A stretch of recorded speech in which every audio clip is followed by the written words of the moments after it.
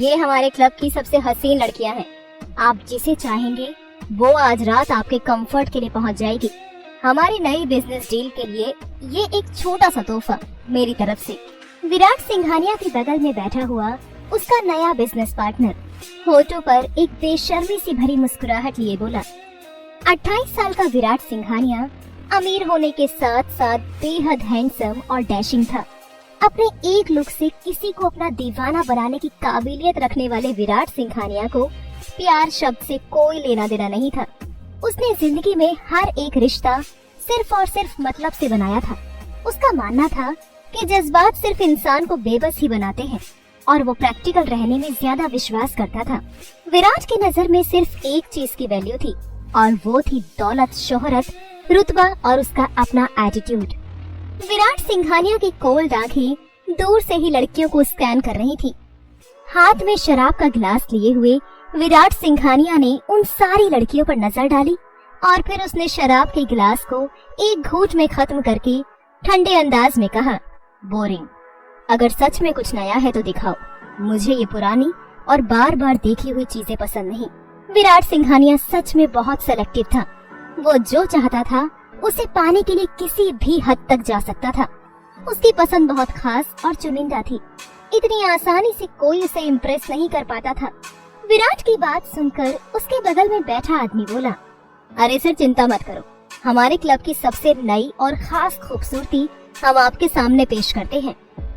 फिर उसने वहाँ मौजूद लड़कियों को वहाँ से जाने का इशारा किया और एक गार्ड को बोला, क्लब में जिन नई लड़कियों की एंट्री हुई है उन सबको यहाँ ले आओ फौरन। दूसरी तरफ एक कमरे में काफी सारी लड़कियाँ रेडी हो रही थी। तभी उस गार्ड ने आकर कहा, सुनो तुम लोग, जल्दी चलो, अब तुम सबकी बारी है। आज तुम लोग जिसके सामने जा रही हो वो इस शहर का बहुत बड़ा बिजनेसमैन है। अगर उसे पटा लिया तो जिंदगी भर ऐश ही ऐश हो जाएगी। विराट सिंघानिया नाम है उसका, पर ध्यान रखना उसे पटाना इतना आसान नहीं है। चलो जल्दी से मेरे पीछे आओ। विराट सिंघानिया का नाम सुनकर सब लड़कियों की आंखों में चमक आ गई, मगर एक लड़की की आंखें हैरानी से बड़ी हो गईं। वो लड़की उन्हीं लड़कियों की भीड़ में एक कोने में खड़ी थी। उस लड़की को देखकर ऐसा लग रहा था जैसे उसने विराट सिंघानिया का नाम एक्सपेक्ट नहीं किया था। दूसरी तरफ विराट बार बार घड़ी देखकर अपने टाइम की इम्पोर्टेंस जतला रहा था। तभी कुछ नई लड़कियां कमरे में एंट्री करती हैं। विराट ने जैसे ही उन नई लड़कियों को देखा, उसकी नजर उनमें से एक खास लड़की पर जाकर टिक गई। लाल कलर का गाउन पहने हुए एक बेहद खूबसूरत लड़की चेहरे पर जीरो एक्सप्रेशंस लेकर उन लड़कियों के बीच में खड़ी हुई थी। उस लड़की को देखकर विराट अपनी आंखें सिकोड़ लेता है। वो लड़की कोई और नहीं, माया देशमुख थी। माया अपना सर झुकाकर खड़ी थी। उसने नजर उठाकर विराट को देखा तक नहीं। विराट उठकर उन लड़कियों के नजदीक गया, लेकिन असल में उसकी नजरें सिर्फ माया पर थी। हर लड़की अपनी अदाओं, अपनी मुस्कान और फिगर के साथ विराट को अपनी तरफ अट्रैक्ट करने की कोशिश कर रही थी। उसे छू रही थी, रिझा रही थी, लेकिन विराट को किसी भी लड़की में कोई इंटरेस्ट नजर नहीं आ रहा था। विराट ने अचानक माया का हाथ पकड़कर उसे अपने करीब खींच लिया और अपने दूसरे हाथ से उसकी कमर को जोर से पकड़ लिया। माया विराट के सीने से लग चुकी थी, लेकिन अब भी नजरें उठाकर विराट को देख नहीं रही थी। विराट चेहरे पर एक शैतानी मुस्कान लिए बोला, आई चूज हर। इतना कहकर विराट ने वहाँ मौजूद सबको उस कमरे से चले जाने का इशारा किया, क्योंकि अब वो अपने और माया के बीच किसी और को बर्दाश्त नहीं कर पा रहा था। उसकी नजरें अब भी माया के चेहरे पर बनी हुई थी, जो झुका हुआ था। वो पलकों को उठाकर विराट को देख भी नहीं पा रही थी। विराट का इशारा पाते ही सब तुरंत वहाँ से निकल गए। उन सब के चले जाते ही विराट के एक्सप्रेशंस और ज्यादा कड़क हो गए। विराट माया की कमर पर अपनी पकड़ को थोड़ा मजबूत कर देता है, जिससे माया को दर्द हो रहा था। विराट माया के बेहद करीब जाकर नफरत से बोलता है, तो ये सब कब से शुरू किया तुमने? विराट के शब्द सीधे माया के दिल में चुभते चले गए। खुद को संभालते हुए वो विराट की आंखों में आंखें डालकर मजबूती से बोली, गरीबी में जीने का शौक नहीं है मुझे। मेरी भी कुछ ख्वाहिशें हैं और उन्हें पूरा करने के लिए पैसा चाहिए। I need money, lot of money. Maya की बात सुनकर विराट के जबड़े कस गए।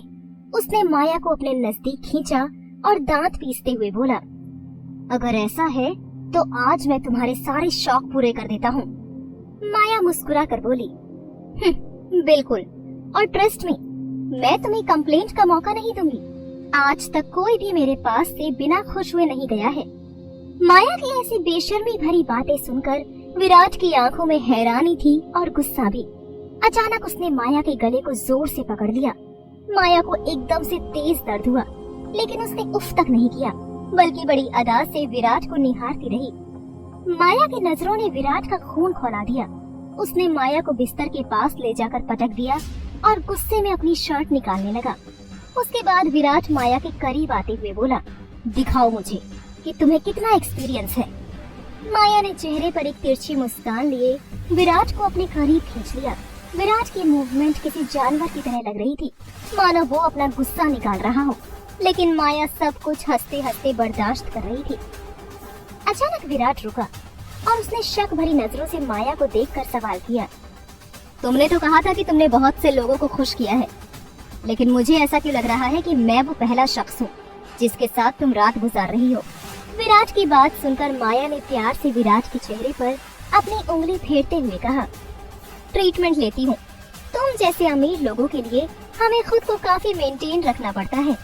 माया की बात सुनकर विराट अपने आपे से बाहर हो गया। उसके बाद उसने माया को टॉर्चर करने में कोई कसर नहीं छोड़ी। विराट माया के बालों को लगभग खींचता हुआ बोला, एक बार को सही, लेकिन मुझे अफसोस था अपने फैसले पर। मुझे लगा था कि मैंने किसी अच्छी लड़की के साथ कुछ गलत तो नहीं कर दिया, लेकिन तुम्हारी हकीकत देखकर मुझे अपने फैसले पर फख्र महसूस हो रहा है।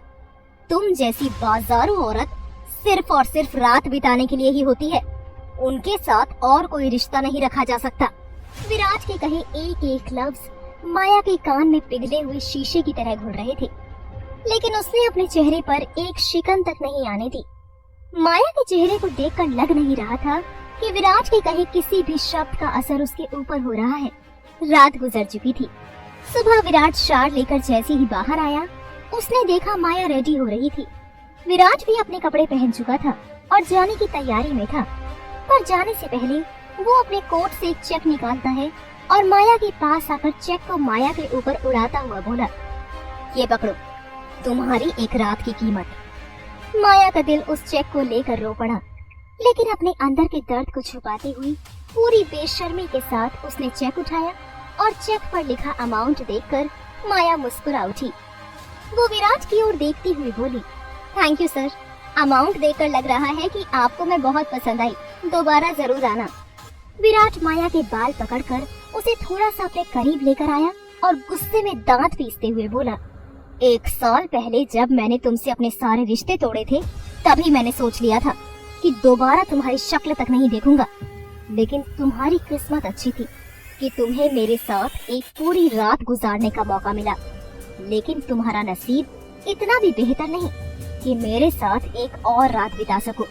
तुम तो क्या ऐसी किसी लड़की की औकात नहीं समझी, आइंदा कभी मेरे सामने मत आना।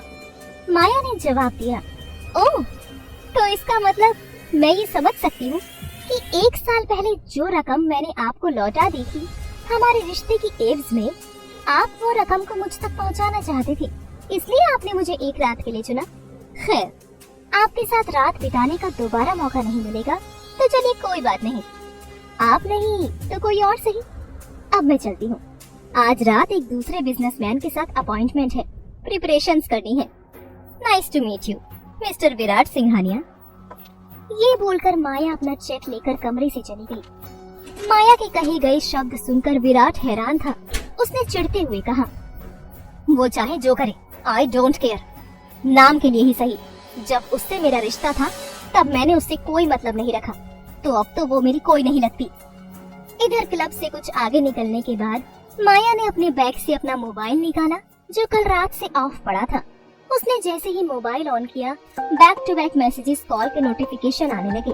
नंबर देखकर माया घबरा गई। उसने तुरंत कॉल बैक किया। दूसरी तरफ विराट क्लब से सीधे अपने ऑफिस पहुंचा। उसका मूड बेहद खराब था। स्टाफ ने उसकी शक्ल देखते ही समझ लिया कि आज विराट की नजर में आना मतलब खुद पर मुसीबत बुलाना है, इसलिए सबने चुप्पी साध ली। विराट बिना किसी से कुछ कहे सीधे अपने कैबिन में चला गया।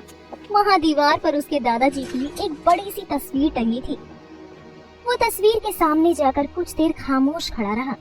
उसकी आंखें गुस्से से लाल थी, चेहरे पर नाराजगी साफ झलक रही थी।